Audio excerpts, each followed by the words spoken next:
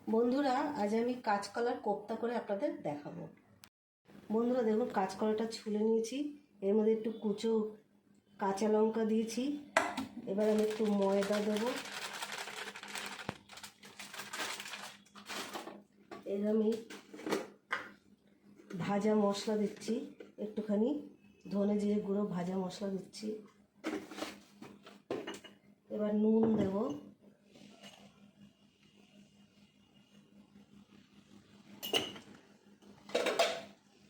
এবার পরিমাণ মতন একটু আদা বাটা দিলাম, একটু পরিমাণ মতন একটু চিনি দিলাম। এবার আমি এটাকে ভালো করে মাখবো। দেখুন বন্ধুরা, আমার এখন কাঁচকলা এটা মাখা হয়ে গেছে। কাঁচকলাটা এর মধ্যে একটু নুন দিয়েছি, আদা বাটা দিয়েছি, একটু ধনে জিরে গুঁড়ো ভাজা মশলা দিয়েছি, গরম মশলা দিয়েছি, একটু লঙ্কা দিয়েছি, হলুদ দিয়েছি। পুরো মাখাটা কমপ্লিট। একটু ময়দা দিয়েছি। এটা তেলের মধ্যে ভাজছি। দেখুন বন্ধুরা, আমার এটা ভাজা হয়ে গেছে। এবার আমি একটু ভাপিয়ে রেখেছিলাম আলু, এবার আলুটা ভেজে উঠাবো। দেখুন বন্ধুরা, আমার আলুটা লাল লাল করে ভাজা হয়ে গেছে। এবার আমি উঠাচ্ছি।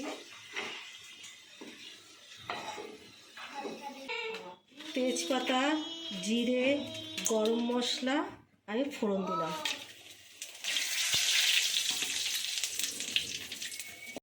দেখুন বন্ধু, এবার আমি টমেটোটা দিয়ে দিচ্ছি। এবার আমি মশলাটা রেখেছি, আদা রসুন লঙ্কা ধনে জিরে হলুদের গুঁড়ি। এবার এটা আমি একটু জল দিয়ে গোলাবো।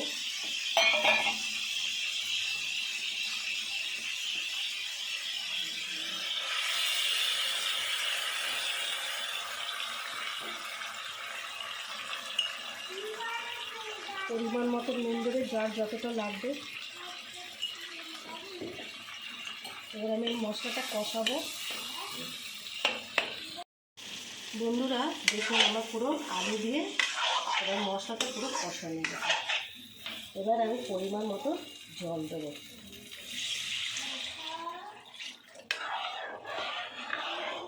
জল দিলাম, দেওয়ার পর এবার যখন টকবক টকবক করে ফুটবে, আলুটা সিদ্ধ হয়ে যাবে, তখন আমি এই কাঁচকলার বড়াটা দিয়ে দেবো।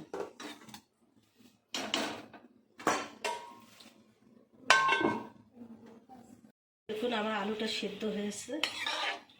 এবার আমি এই বড়াটা দিয়ে দিলাম।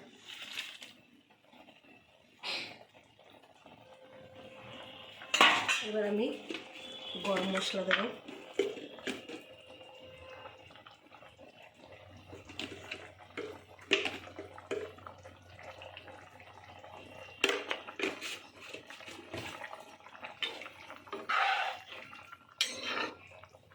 এবার ফুটবে, তারপরে একটু পরেই নামিয়ে দেবো।